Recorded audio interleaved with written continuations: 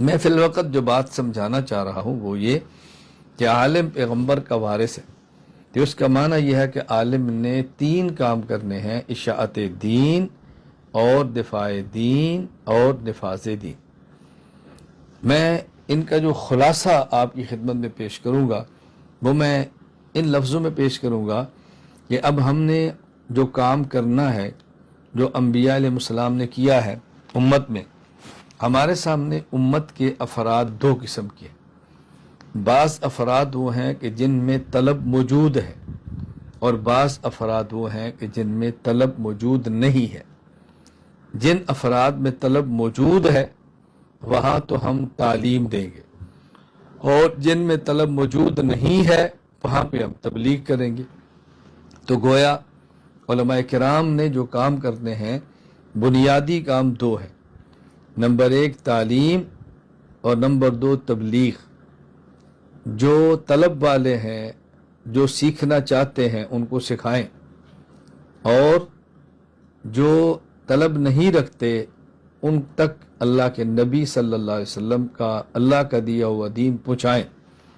تو تعلیم اور تبلیغ یہ 2 کام ہیں۔ اللہ کے دین کی طالبین دین کو تعلیم، اور اللہ کے دین کی غیر طالبین دین کو تبلیغ۔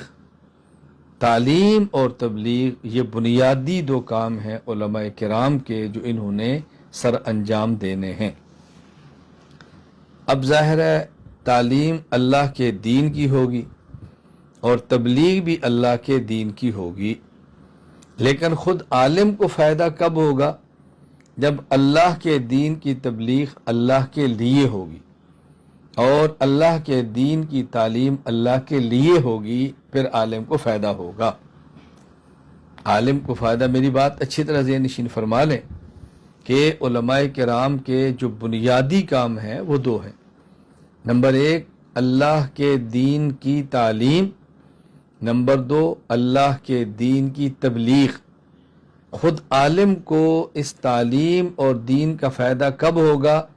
جب اللہ کے دین کی تعلیم اللہ کے لیے ہوگی اور اللہ کے دین کی تبلیغ اللہ کے لیے ہوگی۔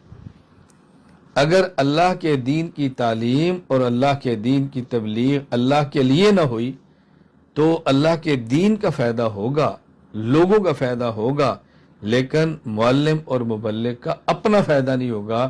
معلم اور مبلغ اپنا فائدہ تب ہوگا جب جس اللہ کی دین کی تعلیم ہے اسی اللہ کے لیے ہو، اور جس اللہ کے دین کی تعلیم ہے اسی اللہ کے لیے ہو، تو پھر معلم اور مبلغ کا فائدہ ہوگا۔ اب ضروری ہے کہ ہم دین کا کام اس طرح کریں کہ اس کا ہمیں فائدہ ہو۔ کبھی انسان دین کا کام کرتا ہے اور اس کو خود فائدہ نہیں ہوتا۔ حضور اکرم صلی اللہ علیہ وسلم نے ارشاد فرمایا: ان اللہ لیؤید ھذا الدین بالرجل الفاجر۔ اللہ تعالیٰ بس اوقات اس دین کی مدد، دین کی تائید اور دین کا کام ایسے شخص سے لیتے ہیں کہ جس کو اس دین کا وہ کام کرنے کا فائدہ نہیں ہوتا۔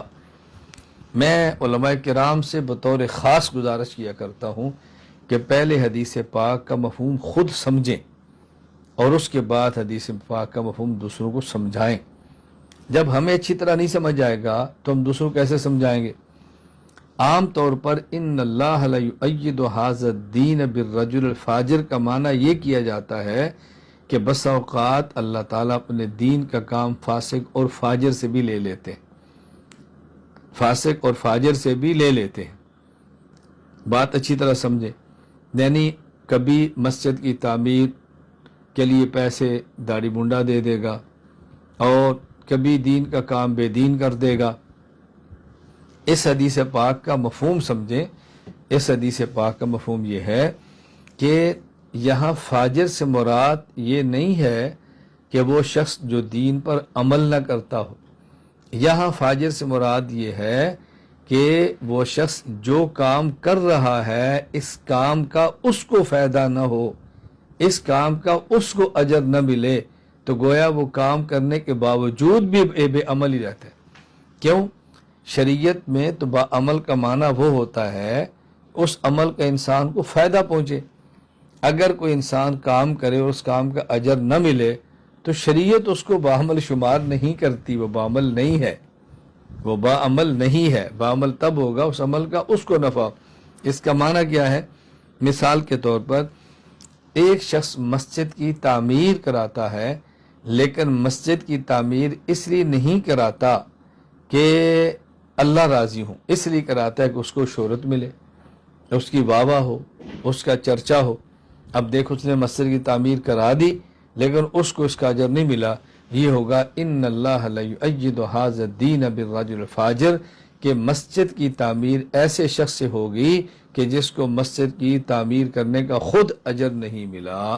اللہ کے دین کی تعلیم اور اللہ کے دین کی تبلیغ کا عالم کو فائدہ تب ہوگا کہ جب وہ اللہ کے دین کی تعلیم اور اللہ کے دین کی تبلیغ اللہ کے لیے کرے گا۔